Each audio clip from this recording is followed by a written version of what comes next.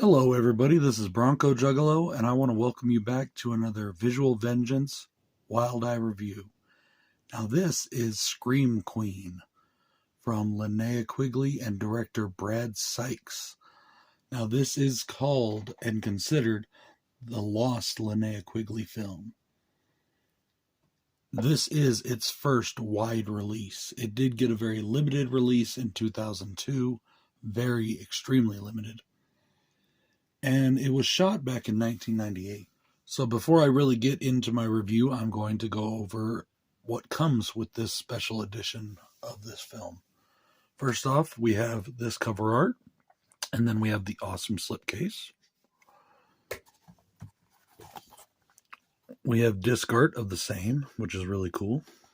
And then we have reversible artwork that is old school, probably from the original release. Now, as you can see on these special features, we have the new director-approved 480 standard def edition. We have the regular high def edition that this is. And then there is a third edition of the movie on here, the producer's cut, of the original producer's cut. There's commentaries, there is interviews with Linnea Quigley, Mark Polonia, who was the editor on this. You know him from a few films I've reviewed. The trailer, some new trailers, which were pretty cool. There's some really good movies coming out with Visual Vengeance. Of course, we get the fold-out poster, a very hot and sexy Linnea Quigley. By the way, I love this thing in the movie. We get this fold-out booklet talking about the film and just really cool stuff. A lot of good information here. With all these Visual Vengeances, we get these really cool badass stickers. I love these. And then we have a video rental card. I think there was one other edition where we got a different video rental card, but this is pretty cool. I love the adult video part right there. That's funny.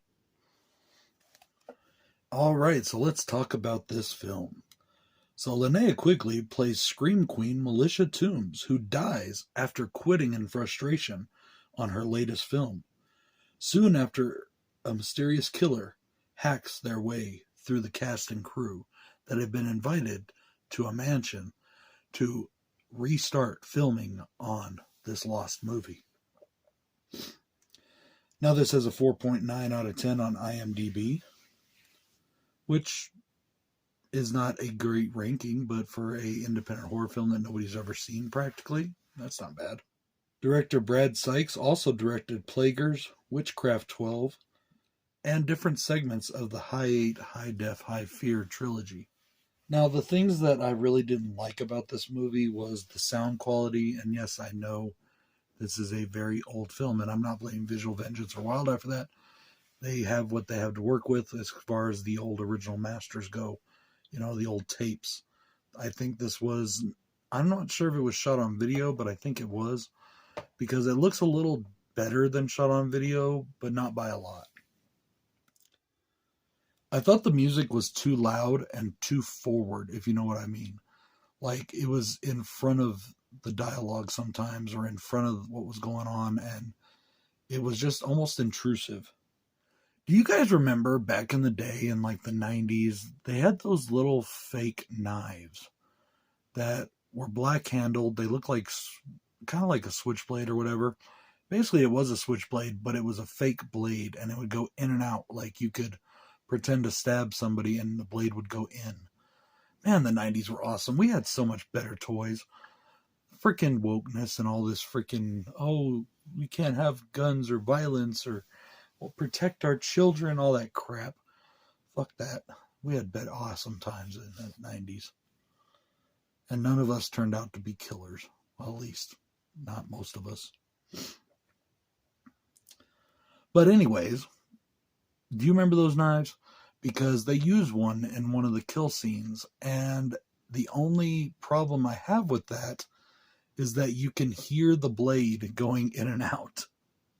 It made a very distinct sound, if you remember those toys, and you can hear that sound, and that it's a negative, but in a way, this is also on my positive list.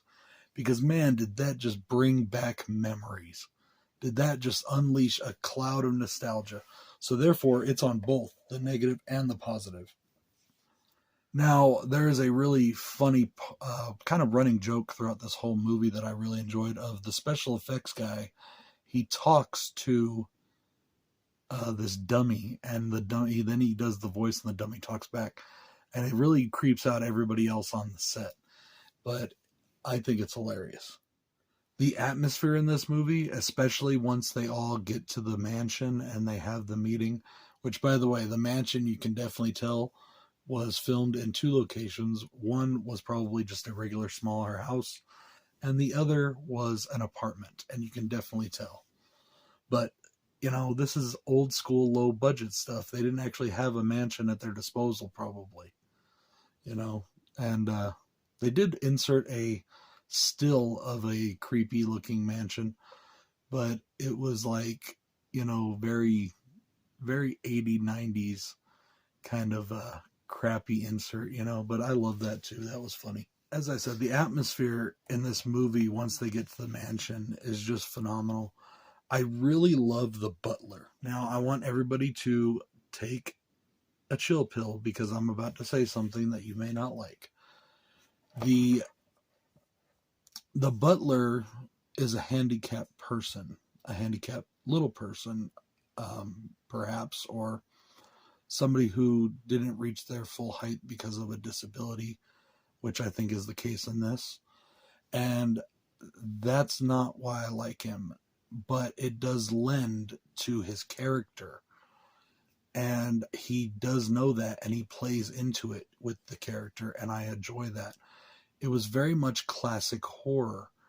You remember back in the day, they would actually get people that had certain things to play these characters, or it's almost like having little people play dwarves in Snow White and the Seven Dwarves.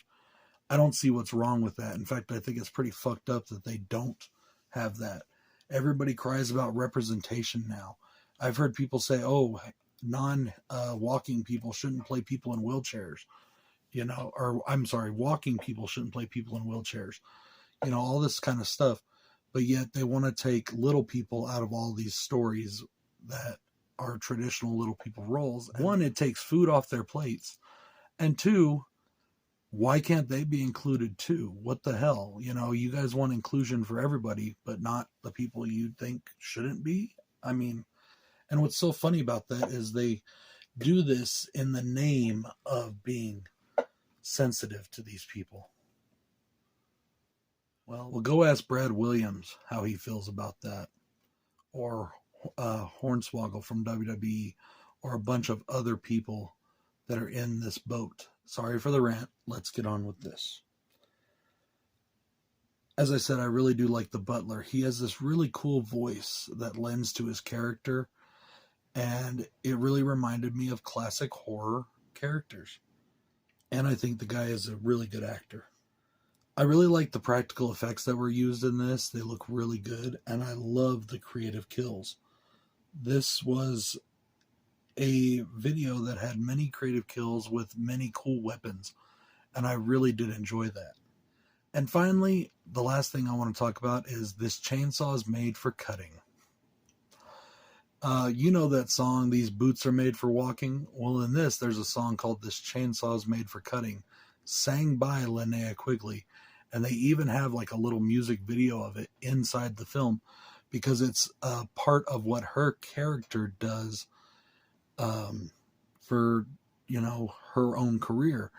So I thought that was really dope, really cool. And the song is fun. I enjoyed it. And Linnea Quigley impressed me with that. Yeah, she did. Guys, check out this Visual Vengeance release. I had a lot of fun with this movie. It's pretty cool. If you're into the low budget stuff, this is right up your alley. If you like Linnea Quigley, this is right up your alley. As always, these things get amazing releases with awesome special features and add-ons and just cool stuff that comes with them. Sometimes if you buy from different distributors, they get special little items that are exclusive just to those distributors too. So check that out. Guys, this is BroncoJuggalo saying thank you very much to Wild Eye for sending this, and peace out.